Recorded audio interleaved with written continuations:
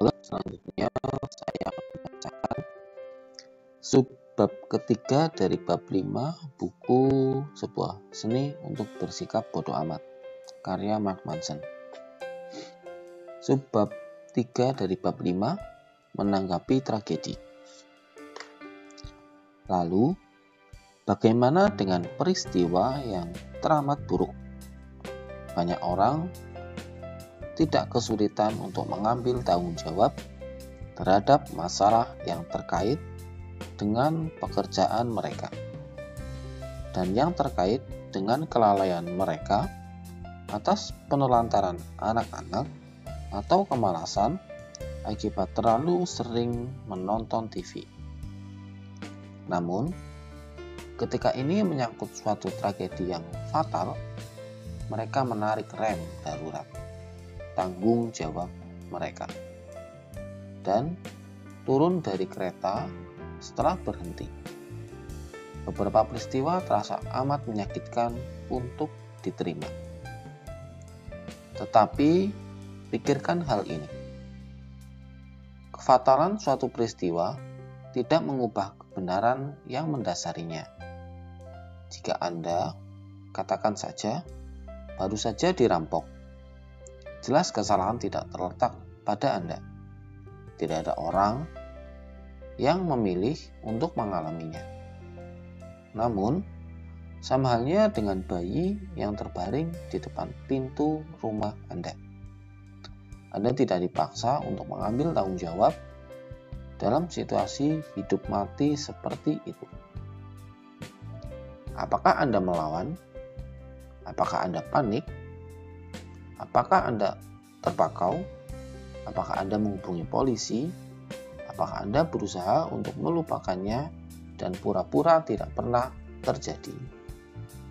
Itu semua adalah pilihan dan tanggapan yang dalam tanggung jawab Anda. Anda terima atau Anda tolak. Anda tidak memilih untuk dirampok. Namun tetap saja, Anda bertanggung jawab untuk mengelola dampak emosional dan psikologi serta hukum dari pengalaman tersebut. Pada tahun 2008, Taliban mengambil kendali lebih Swat, sebuah daerah terpencil di sebelah timur laut Pakistan.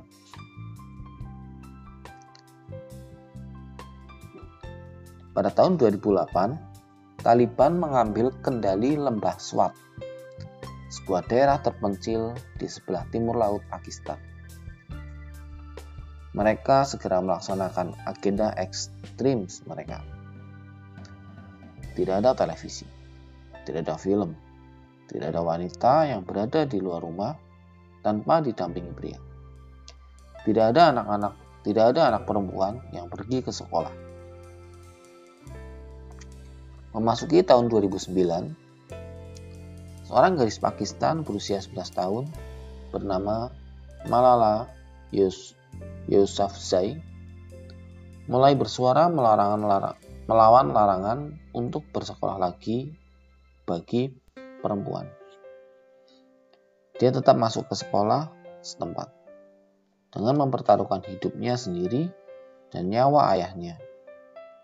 Dia juga mengikuti pertemuan-pertemuan di kota-kota terdekat. Dia menulis secara online. Beraninya Taliban merampas hak saya untuk mendapatkan pendidikan. Pada tahun 2012, saat berusia 14 tahun, di suatu hari dia ditembak, tepat di wajahnya, saat naik bis dari rumah menuju sekolah. Seorang tentara Taliban bertopeng dengan bersenjata laras panjang menaiki bus dan bertanya, "Mana Malala? Katakan, atau ku tembak semua orang di sini." Malala menunjuk dirinya, sebuah pilihan yang menakjubkan. Lalu pria itu menembaknya di kepala di depan semua penumpang lainnya. Malala koma dan hampir meninggal dunia. Taliban mengecam di depan publik bahwa kalaupun dia selamat, mereka akan membunuhnya dan ayahnya. Hingga hari ini, Malala masih hidup. Dia masih berbicara dengan lantang melawan kekerasan dan tekanan terhadap para wanita di negara-negara Muslim. Dan saat ini dia menjadi seorang penulis buku terlaris. Pada tahun 2014, dia menerima penghargaan Nobel Perdamaian atas usahanya. Tampak bahwa kejadian ditembak di muka justru membuat suaranya didengar lebih luas dan membuat dirinya lebih termotivasi daripada sebelumnya. Akan mudah baginya untuk bersembunyi dan berkata, "Saya tidak bisa melakukan apa-apa," atau "Saya tidak punya pilihan." Yang ironisnya tetap menjadi pilihannya. Namun, dia memilih sebaliknya.